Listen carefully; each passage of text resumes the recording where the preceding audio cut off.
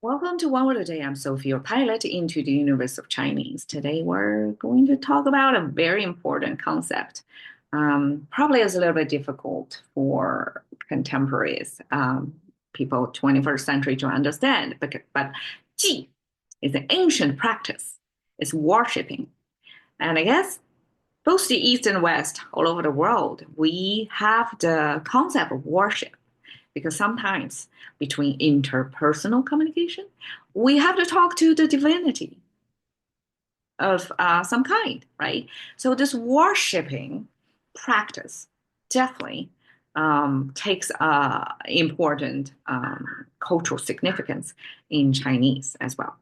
Ji, as you can see, the contemporary, the two versions, simplified traditional, and 2,000 years ago's version remain about the same. That probably shows the significance of this character as well, because nobody wants to touch it that much to twist to distort what it can entail as such a big concept because it's almost like it touches on our spirituality. So probably as a language, even if at a simplification process, probably it's not respectful to this spiritual practice to modify it in any way.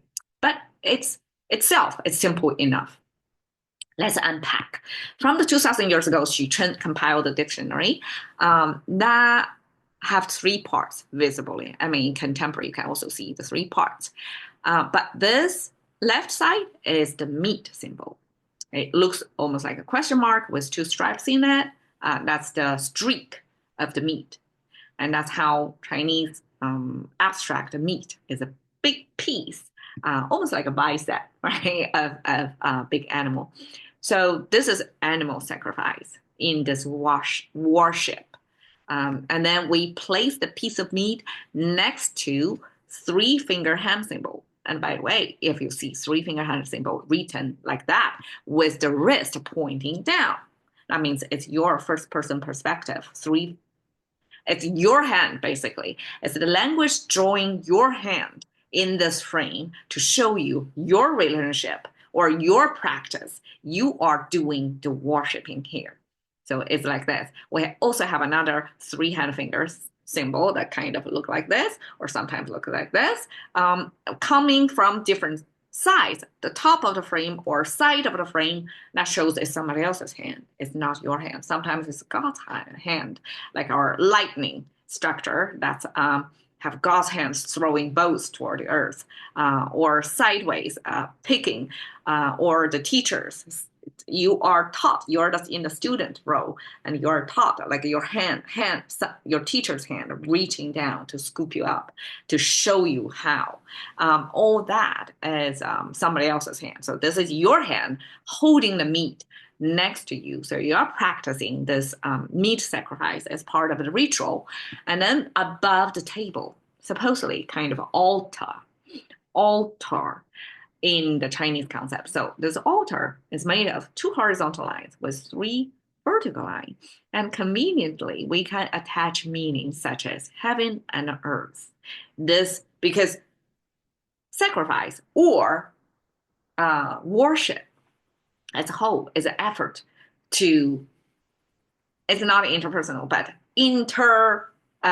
we humans to the universe, the creators, or Mother Nature in out there. So there is this distance of from you, you're on the ground. The second line is the ground, the earth, and the top is heaven, the divinity, the celestial beings out there. So there shows you the dimension right there. And then the three vertical lines, of course, the stand would be the surface propped up on this major center vertical line to prompt it up. But if we want to add meaning to it, it signifies past, present, and future.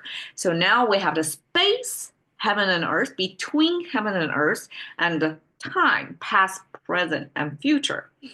That's the whole coordinate in our consciousness to map out when and where.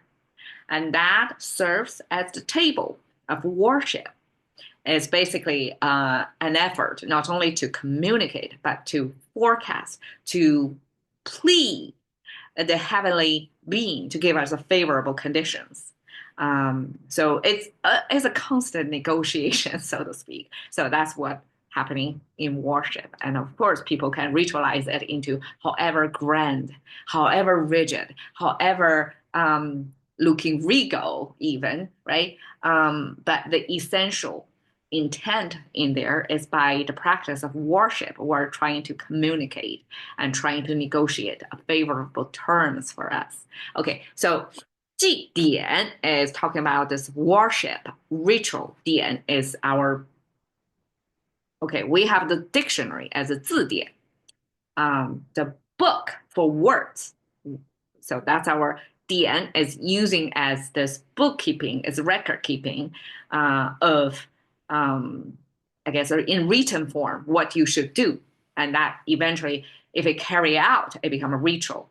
Ritual means perform what's written down in that 典. So 祭典 became this worship ritual.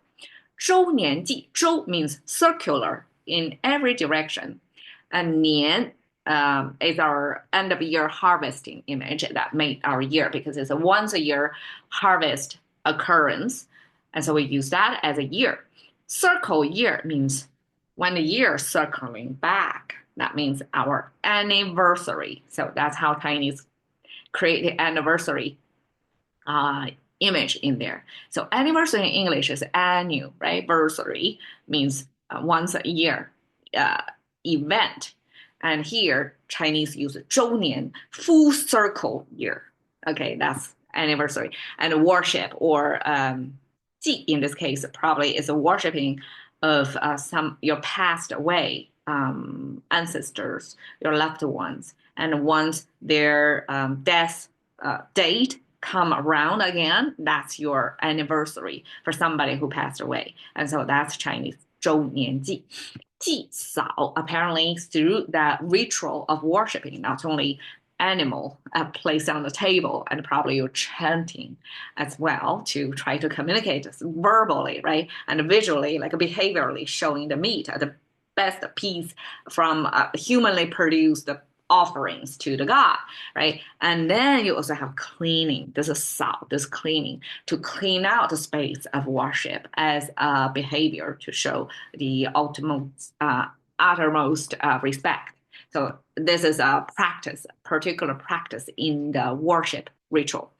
So here is ChatGPT generated. I asked it to create me a scenery of this Chinese worship ceremony.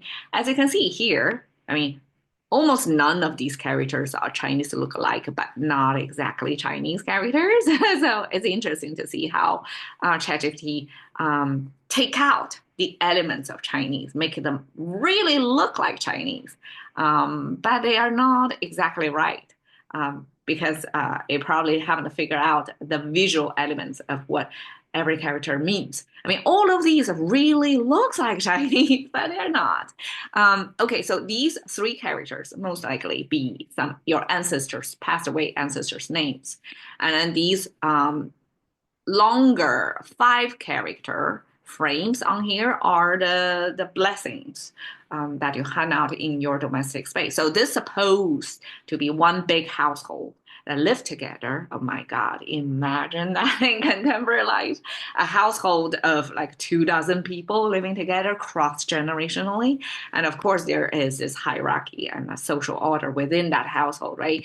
And then people in incense burning, candles burning, the food, right? Meat, fruit, and the favorite things, favorite eateries from humans, like we're offering to ancestors, and we're praying. So incense using is supposed to carry your message upward toward upward. So that two horizontal lines, right? From the ground to upward, carry your message. So this is an effort to communicate, to show respect to your ancestors. And the whole, I guess all of them are males. Gosh, that part I'm not sure. Like if such a worship ceremony is only allowed among the males of the household. I'm not sure about that. But from this imagery generated by ChatGPT, It shows as such. So that's how a worship